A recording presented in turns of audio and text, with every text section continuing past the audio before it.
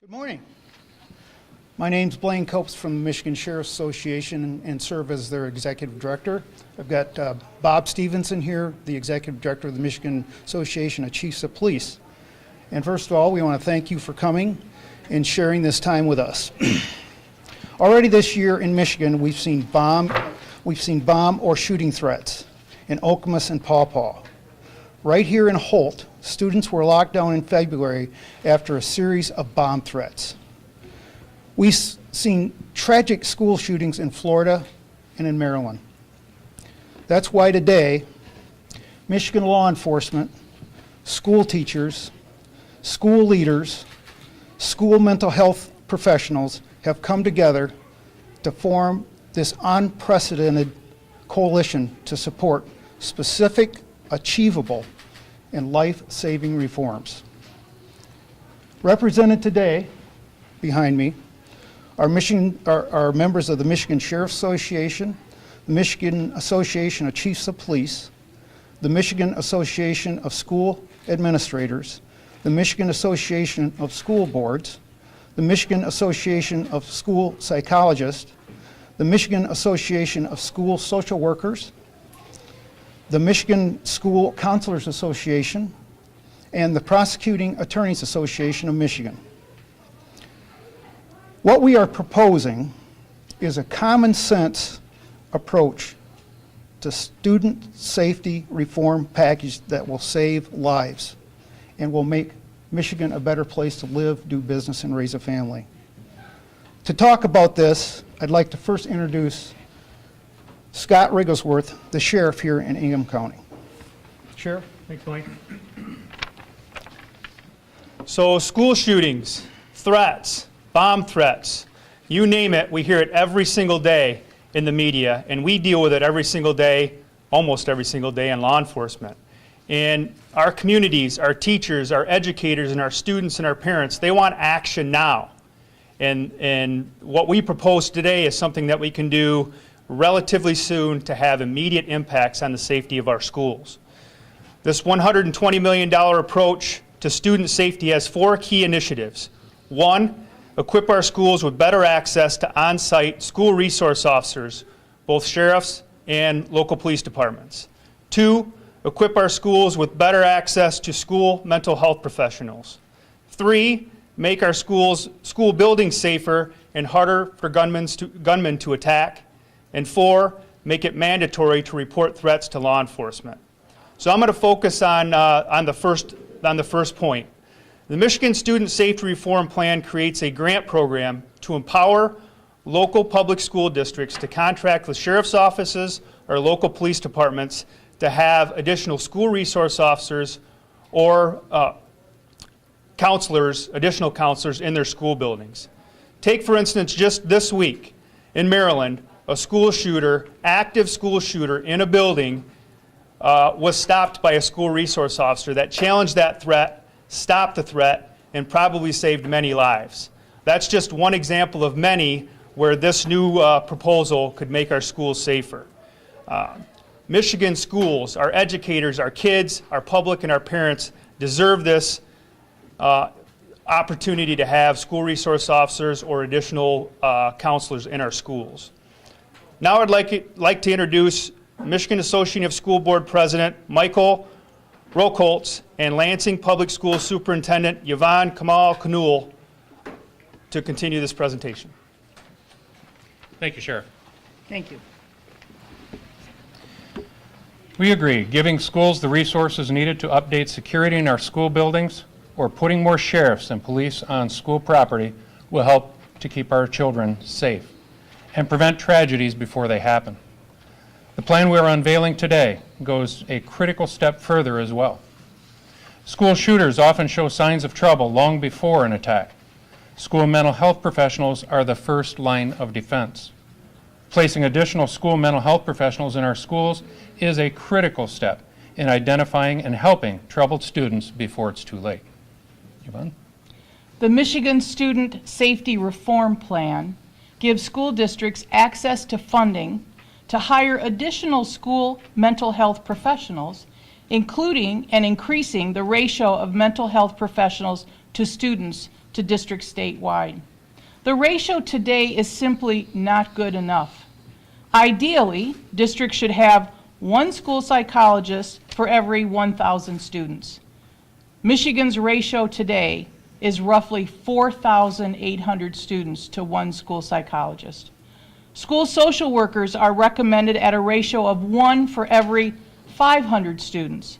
In Michigan, districts are often currently at 1,000 to 1. It is critical that we have first responders like sheriffs and police in place in the case of an emergency. However, the presence of counselors and mental health professionals, we know from experience, can prevent many tragedies from ever happening. Thank you, Yvonne and Michael. I'm Sheriff Tim Donlin, St. Clair County. Protecting students also requires being proactive in securing school buildings. The reform plan will require a walkthrough by law enforcement officers of every school building in the state of Michigan. The purpose of these visits is to identify safety issues and opportunities to harden schools against threats. Under this plan, the schools can use the results and apply for funding to address safety liabilities. This might mean better locks for front doors, hardened windows that are more difficult to shoot out. Permitting law enforcement officers to make these recommendations and empowering schools to follow through on them will mean stronger schools and safer students. Next will be Grand Ledge Police Chief Martin Underhill. Good morning. I'm Martin Underhill. I'm the Chief of Police for the City of Grand Ledge and past President for the Michigan Association of Chiefs of Police. I'm here today to lend support to state financial support for school resource officers in local schools. Grand Ledge has had a full-time school resource officer in our schools since 1997. It is important to note that the officers who served as SROs over the last 20 years were more than just armed guards. They were resources for the students. They worked to identify quality of life issues that could lead to crime. They developed relationships with the 2,500 plus population of the high school and adjacent middle and grade schools. They served to put in place active violence response programs and directed the training that, for the last 18 years, has guaranteed that all Grand Ledge students, both public and parochial, K through 12, were trained and able to respond to threats of active violence, bomb threats, and fire. In the first 2 years of our programs, calls for service in and around the school district compound were reduced by 80%, as students, teachers, and staff members worked with officers to make their community a safer and more nurturing learning environment. It is a situation that all schools should have and could have with proper funding. Because of that, the Michigan Association of Chiefs of Police supports state funding for school resource officers in Michigan. Thank you.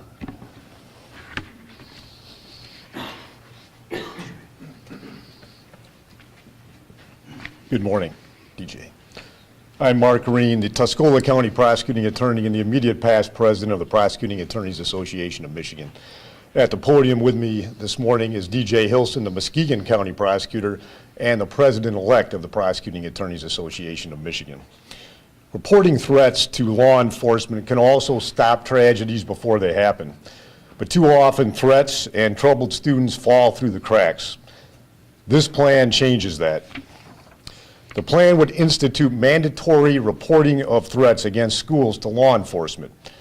We're also proposing a new graduated penalty range for those who threaten schools and students to make reporting more likely and more effective. Finally, the plan establishes the ability to mandate mental health evaluations for every individual making a threat to better provide options for intervention and treatment. I want to thank everyone for being here today, and I'd especially like to thank the staff and the administrators here at Holt High School for allowing us to be here and use this wonderful facility. These are devoted educators who want the very best for their students. There's been enough talking. Our kids' lives are on the line. It's time for a change. The Michigan School Safety Reform Plan is a common sense approach to school violence that will make a real difference.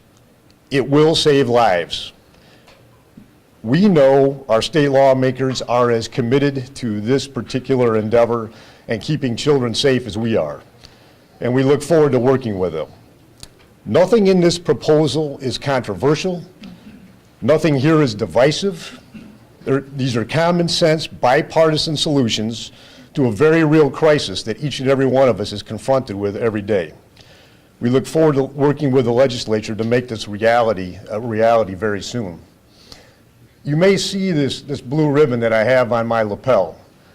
Unfortunately, recently I've had a variety of, and far too many occasions to wear it under a variety of different circumstances. Today it's being worn in memory of every student who woke up in this country one morning and with the thought of going to school to spend time with friends and had the expectation of having the opportunity to learn something, maybe just a little bit about the world that they live in, with the hope of maybe one day making it better. And that expectation is not unrealistic. However, what we know happened in many instances is instead their lives were taken by unfathomable acts of violence. Now is the time for us to take action and make a difference. We owe it to each of those students. This is our time to get this right and take action.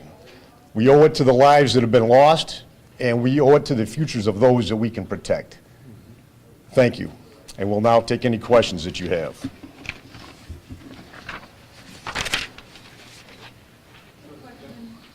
I may have missed it, so where does this proposal go next?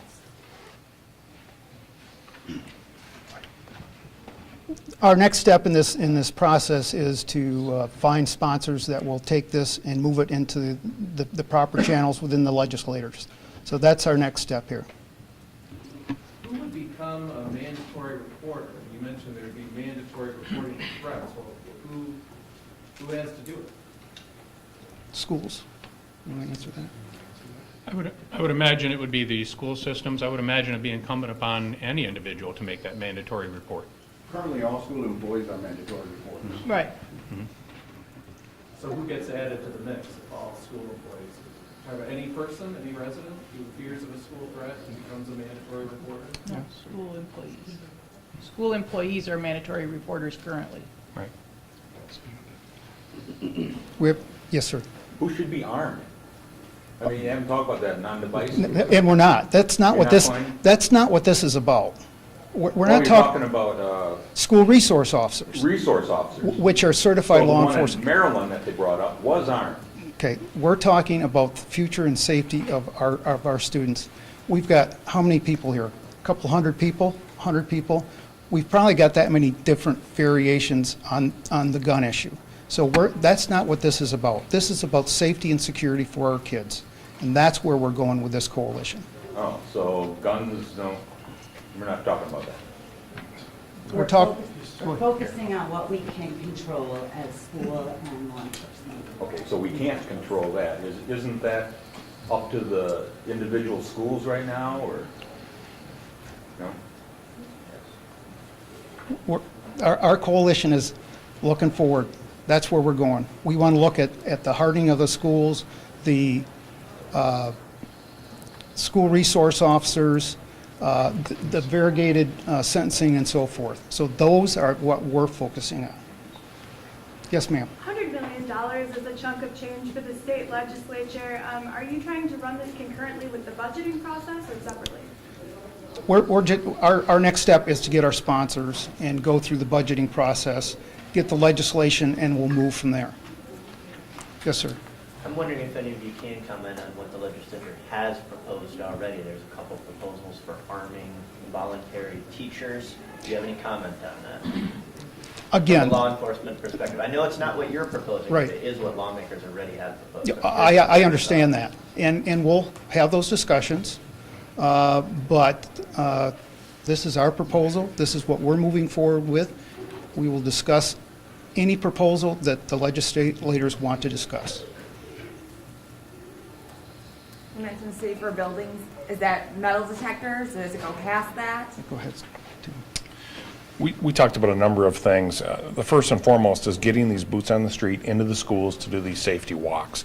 looking through these schools, seeing what they need, whether it's hardened windows, hardened doors, security systems, a whole number of different options, making a report to the school, and then empowering those schools to apply for these grants to get the funding.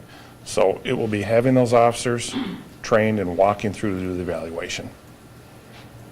Is there no agreement among the group on the so-called red flag law? I mean, that's been something that's gotten a lot of attention, that if you had a student- We did not even discuss it. Why not? It didn't come up in the conversation. Is it an overrated concept? Again, we're going to talk about our proposals, not someone else's. Thanks for asking. Yes.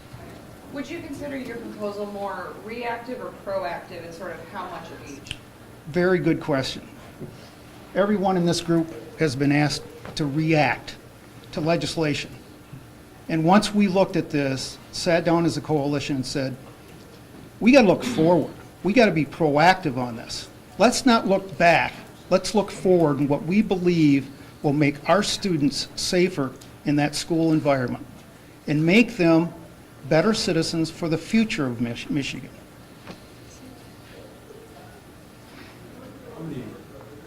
How many schools today have school resource officers? How many with this $100 million hire? Can you just talk about the state of school security right now? Right, absolutely.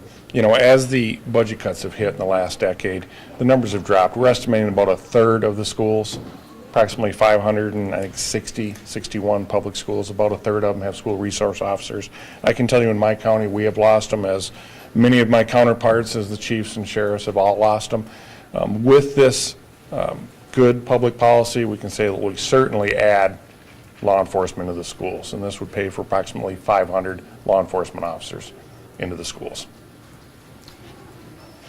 And also, if I could add to that, this is not meant to supplant the existing programs. It's not meant to supplant the existing SROs or the school counselors. This is in addition to what we already have. What do you say to the schools that already funded their own resource officers, found money in their budgets for it, and now this money, I guess, You know, in every school district, the formula is different and how they are funded.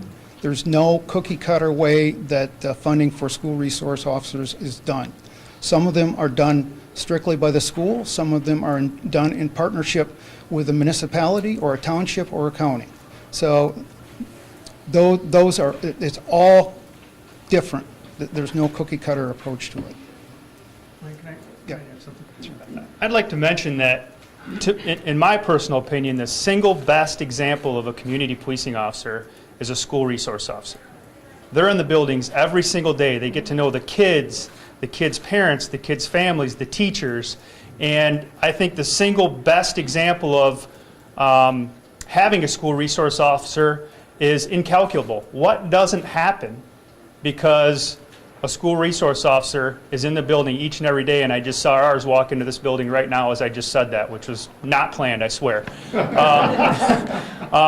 that's what I see the benefit to this is, having a school resource officer in every public school in Michigan to prevent a lot of this stuff from happening, to be proactive instead of reactive.